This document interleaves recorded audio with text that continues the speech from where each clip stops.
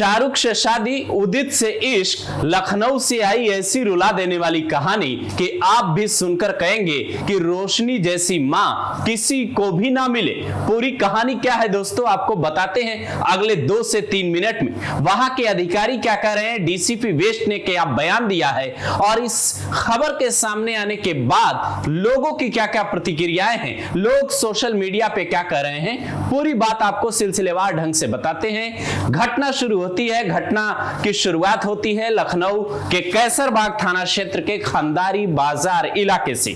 रोशनी उर्फ नाज 14 से 15 जुलाई की रात करीब 3 बजे पुलिस कंट्रोल रूम को फोन करती है। वो कहती है उसकी 7 साल की बेटी की हत्या उसके पति शाहरुख ने कर दी है।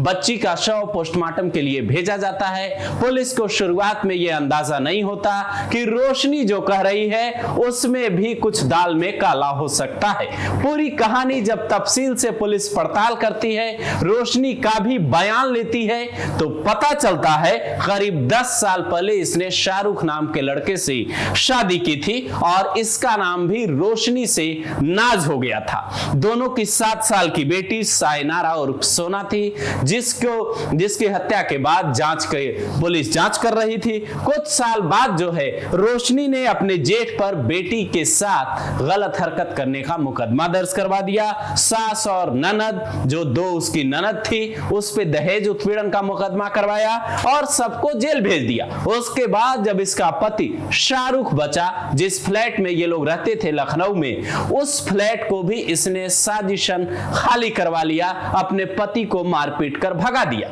यहां तक कि पुलिस को यह पता चला कि कुछ साल पहले ये उदित जायसवाल नाम के लड़के के संपर्क में आई थी और उसके साथ ही उस फ्लैट में लिव इन में रह रही थी और अपने पति को इसने मारपीट कर भगाया तो कब्जा करने की नीयत थी फ्लैट पर। लेकिन शाहरुख इत्तेफाक से एक दिन अपनी बेटी से मिलने आ जाता है और जब उधर पोस्टमार्टम रिपोर्ट आती है, इन दोनों के बीच इधर झगड़ा होता है और जो बच्ची का बॉडी, पुलिस ने बच्ची की बॉडी बरामद की, उसकी जब पोस्टमार्टम रिपोर्ट आती है तो पता चलता है कि 36 घंटे पहले वारदात को अंजाम दिया गया था और रोशनी इधर बयान भी बार बार बदल रही थी। नतीजा पुलिस समझ जाती है कि यहां कातिल पिता नहीं बल्कि कातिल मां है और उसके बाद रोशनी उर्फ नाज की गिरफ्तारी होती है। वहां के डीसीपी वेस्ट इस पूरे मामले पर क्या कहते हैं, जरा वो भी सुनिए। लोग सोशल मीडिया पर तरह तरह की बातें लिख रहे हैं। कोई कह रहा है ऐसी मां किसी को ना दे, कोई कह रहा है ये कलयुग है, तमाम तरीके की बातें लोग कह रहे हैं। आप इस घटना पे क्या कहेंगे दोस्तों? घटना समाज से जुड़ी है, आपको अपनी राय जरूर देनी चाहिए।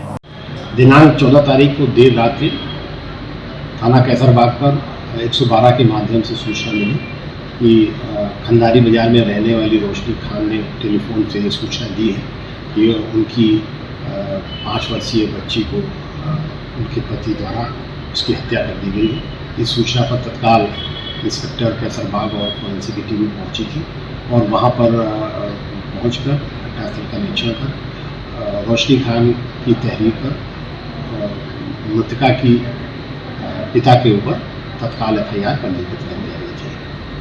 इस संबंध में जब कैसरबाग पुलिस द्वारा तफ्तीश की गई और रोशनी खान के बयान लिए गए और उसके एक पुरुष मित्र जिसका नाम उदित जायसवाल था, उसका बयान लिया गया, तो उस बयानों में बहुत सारे विरोधाभास निकले और इस पर पुलिस ने और गहनता से छानबीन की, आस पड़ोस से पूछताछ की, CCTV फुटेज देखे गए और कई लोगों, संबंधित लोगों के अकाउंट डिटेल्स खंगाले गए, वैज्ञानिक साक्ष्यों का सहारा लिया गया। तो उसमें जो तथ्य आए वो इस प्रकार के थे कि उदित जायसवाल के साथ रोशनी जो है वो लिव-इन में रहती थी और इस बात का ये बच्ची विरोध करती थी और कहती थी कि वो अपने पापा के साथ रहना चाहती थी। इस बात से ये दोनों बहुत नाराज रहा करते थे।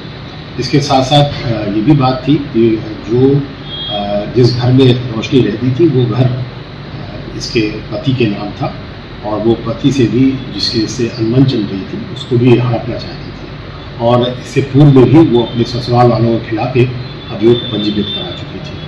इन सब चीज़ों की पूरी प्लानिंग करते हुए रोशनी ने 13 तारीख की देर रात्रि में पूरा प्लान बनाया और उसके बाद उदित जायसवाल के साथ मिल के उस बच्ची की हत्या कर दी।